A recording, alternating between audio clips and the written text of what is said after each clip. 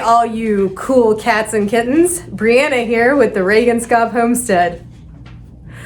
Today on 5-Minute Homestead, we're going to be learning about some indoor gardening. I promised you guys when we started the whole lockdown that we would do things apartment worthy as well as urban homestead friendly.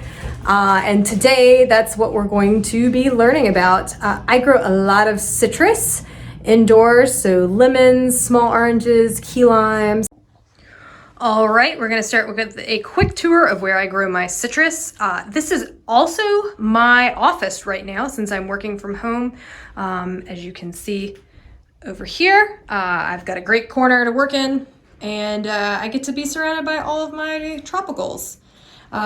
So quick tour is I've got a key lime that is probably 3 years old. It's 2 years for me. And it's in bloom, so we'll talk about that in a moment. I also have a lemon tree, which I've been showing the baby lemons as they've been growing on Instagram. And I also have and I'm gonna butcher it, Calmadon orange tree. So it's sour oranges, as you can see here. They're all ripening up.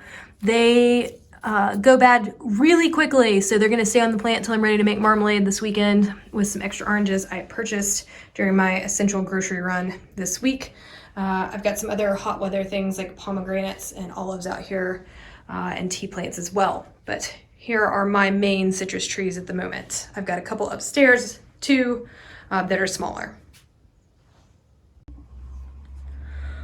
All right, keeping citrus in a temperate climate requires the same thing every plant does. You have to have light, water, and food.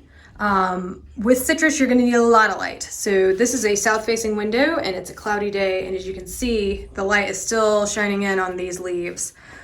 So it's very important that if you're going to have them indoors in a temperate climate, that you make sure that you have adequate light. They will not do well unless there is a good south-facing source. So a greenhouse is best with lots of glass. Secondly, I just feed them like any fruit tree. Make sure that they have some fertilizer in the spring and fall. I like organic. And with citrus, I make sure to water whenever the dirt is dry. So I don't leave them with damp roots, but I water fully. And as you can see here, I water all the way down so it goes through the pot. But I will not water this one again. I just did this yesterday until the dirt is pretty dry, not bone dry, but fairly dry. You don't want their roots being wet all the time. The other key ingredient, there's 2 extra things you have to do with growing citrus inside. The first one is you gotta keep it warm. You have to keep between 55 and 100 degrees Fahrenheit for your citrus. And you can possibly get down to the 50s in the winter, depending on what type you have. But when you do, a lot of these leaves will fall off.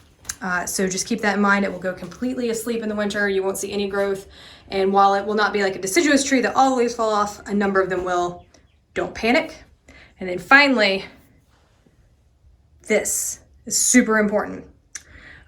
These have already been pollinated, but you have to hand pollinate any citrus that is inside. While it is self-fertile, the pollen does not necessarily get onto the flowers like it should.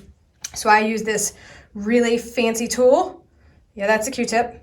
And I go around every day and I touch the pollen on one, and then I go touch the pollen on others. This key lime, I think, it's only got 1 bloom open. I've been pollinating it.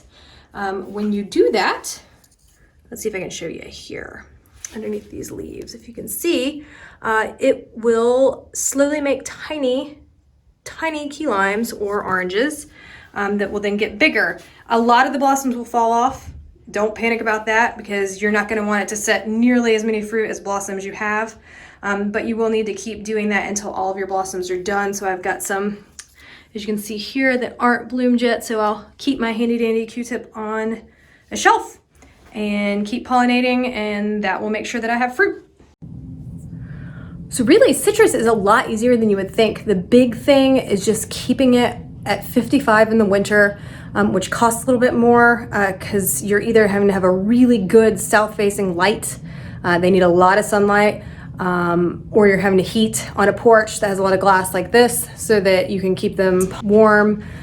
So that can get costly on your electric bill. Also, the green side of me doesn't like to use all the electricity, but I also like to keep my trees alive. So that's the big thing. Outside of that, just regular water, fertilization, and just trimming whenever you need to. And you'll have lots of lemons, limes, oranges, and everything at home. They do really well in pots.